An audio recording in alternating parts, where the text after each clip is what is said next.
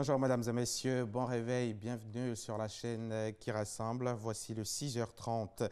Commençons tout d'abord par le retour du président Alassane Ouattara. Le chef de l'État est rentré hier samedi aux environs de 18h de Lomé au Togo où il a pris part dans la journée au sommet extraordinaire de la CEDEAO. De retour à Abidjan, le président de la République a été accueilli à son arrivée par le vice-président Daniel Kablan-Duncan et de plusieurs membres du gouvernement. Hier samedi 14 avril 2018, s'est donc tenu à Lomé, au Togo, un sommet extraordinaire de la CEDEAO sur la Guinée-Bissau, rencontre à laquelle a pris part donc le président Alassane Ouattara. Entre autres recommandations, la conférence a décidé que soit nommé dans un bref délai un nouveau Premier ministre bissau-guinéen en la personne d'Aristide Gomez et que soient organisées des élections législatives dans le mois de novembre prochain. Le reportage de Jérôme Kofi Aboulin. La situation politique en Guinée-Bissau, en faisant l'objet de sa session extraordinaire ce samedi 14 avril 2018 à Lomé, la conférence des chefs d'État et de gouvernement de la CEDEAO a bien le cœur net, convaincu que cette situation, même si elle est préoccupante, n'est pas irrémédiable. Et comme l'indique le communiqué final, il faut dans un bref délai, c'est-à-dire au plus tard le mardi 17 avril, choisir un nouveau Premier ministre bissau-guinéen dit consensuel en la personne de Aristide Gomez. Il faut aussi organiser des élections législatives le 18 novembre de cette année 2018 en Guinée-Bissau. Pour la conférence, ces deux points de ce communiqué doivent être perçus comme un gage devant conduire la Guinée-Bissau à la réalisation des réformes constitutionnelles pour la stabilité du pays. Et toutefois, les acteurs politiques de la Guinée-Bissau sont invités à poursuivre le dialogue dans le but de parvenir à un idéal commun, un idéal qui s'inscrit dans la voie indiquée au cours de cette session à la fois par le président Faure Gnassingbé, président en exercice de la CEDEAO, le représentant spécial du secrétaire général de l'ONU pour la Guinée-Bissau, Modibo Ibrahim Touré, et le nouveau président de la commission de la CEDEAO, l'ivoirien Jean-Claude Brou. Un idéal comme un slogan, c'est-à-dire « tous pour la Guinée-Bissau pour tous ». Avec ces éléments qui démontrent ainsi le succès du sommet de Lomé, on peut dire une fois de plus que le leadership du président Alassane Ouattara n'a pas fait défaut. Le chef de l'État ivoirien, pour avoir eu l'idée de conduire une concertation avec les présidents togolais, guinéens, bissau-guinéens et le président de la commission de la CEDEAO, bien avant le déroulement des travaux. Et pendant ce temps, ici en Côte d'Ivoire, le vice-président Daniel Kablan-Duncan était dans la région du Tchologo. Daniel Kablan-Duncan est allé prendre part à la cérémonie d'hommage au président de la République, Alassane Ouattara. Cérémonie organisée par la population de Ferké. À son arrivée, il a été accueilli par le Premier ministre Amadou Gon Coulibaly. Les populations du Tchologo reconnaissant au chef de l'État pour les grandes actions de développement qu'il a engagées dans tout le pays. La cérémonie d'hommage s'est donc tenu à la place Alassane Ouattara de Ferké-Sédougou. C'était en présence de notre reporter Herman Guivet. Herman Guivet, dont nous retrouverons le reportage dans nos prochains journaux.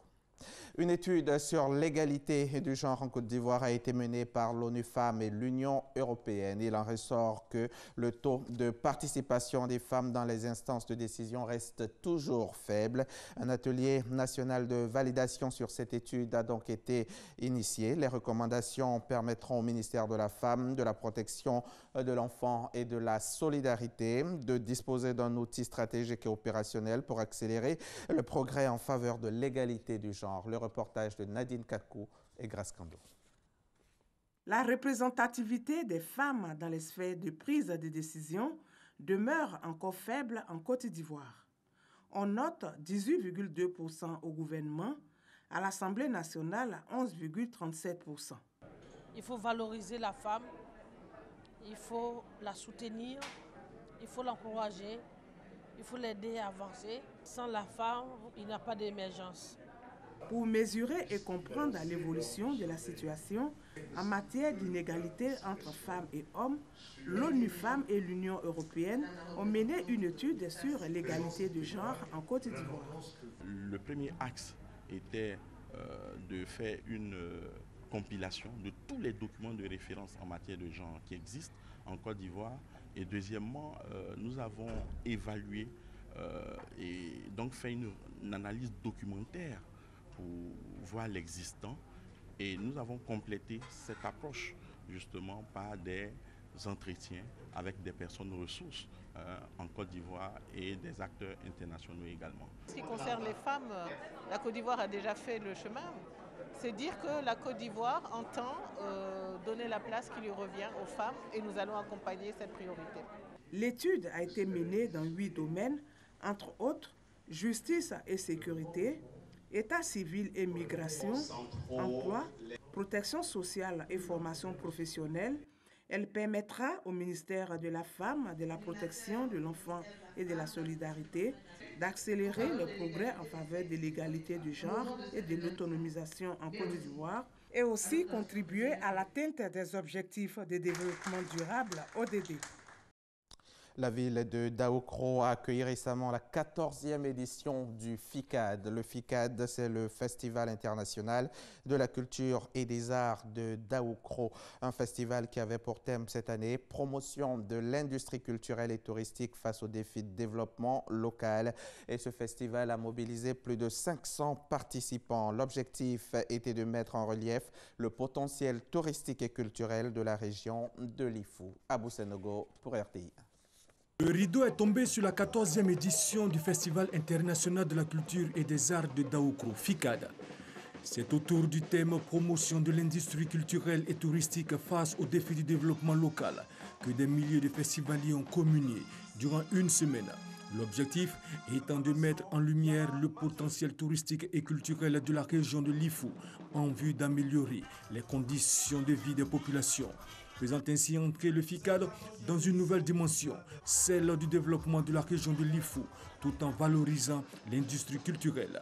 À l'instar des autres festivals, nous demandons que pour une fois pour toutes, que le FICAD soit inscrit au budget de l'État de Côte d'Ivoire, de sorte à ce que l'effort que nous faisons ici puisse être soutenu. Représentant le vice-président de la République à cette cérémonie de clôture, le ministre Patrick Hachi a encouragé les organisateurs à travailler afin de favoriser l'émergence d'un marché des industries. Cette manifestation est en outre un moyen de faire découvrir les potentialités, les richesses culturelles et artistiques du grand peuple baoulé aux touristes qui visitent la région. À cet égard, le FICAD contribue au rayonnement de la culture de notre pays. Ce festival est, par ailleurs, une occasion privilégiée pour faire la promotion des entreprises et plus particulièrement celles qui sont installées à Daoukro.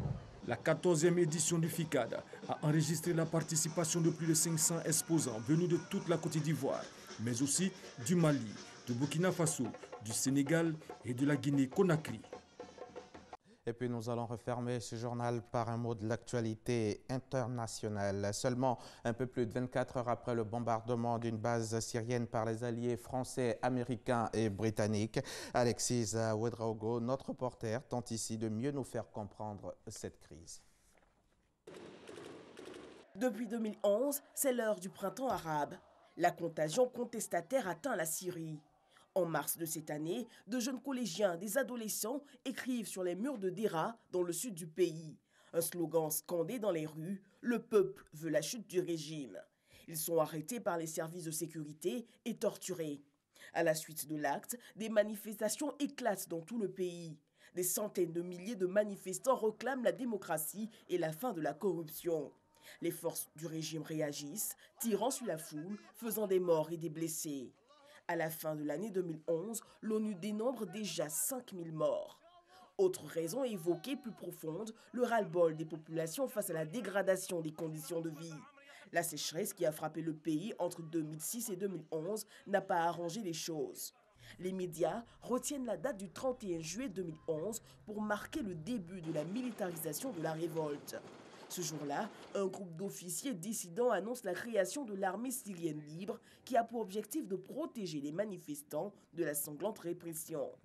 Mais après avoir contrôlé la plus grande partie du pays jusqu'en 2014, l'opposition armée recule avec l'intervention russe en 2015. L'État islamique, un acteur de cette situation syrienne, apparaît sur le terrain à partir de 2013.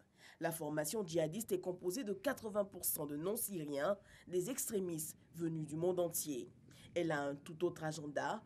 Elle proclame en 2014 un califat sur une grande partie du territoire syrien et irakien et contrôle toute la moitié orientale de la Syrie le long de la frontière avec l'Irak.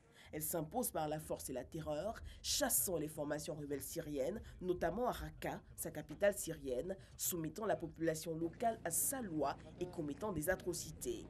Attaquée depuis 2014 par des raids aériens d'une coalition internationale menée par les États-Unis, puis depuis 2015 par les aviations russes, françaises, britanniques, la formation se met sur la défensive et se projette à travers le monde, revendiquant des actions terroristes sanglantes et spectaculaires. Autre acteur de cette crise syrienne, les Kurdes. Ils font parler d'eux sur la scène internationale lorsqu'ils affrontent les djihadistes de l'État islamique à la frontière syro-turque. La bataille de 10 mois se termine par la première grande défaite de l'État islamique. Sous l'impulsion des Américains, ils forment avec des groupes arabes pro-américains les forces démocratiques syriennes qui libèrent plusieurs vies dans le pays. En mars 2016, les Kurdes proclament unilatéralement leur entité fédérale dans les 3 cantons, aux grandes dames de la Turquie et des autorités syriennes.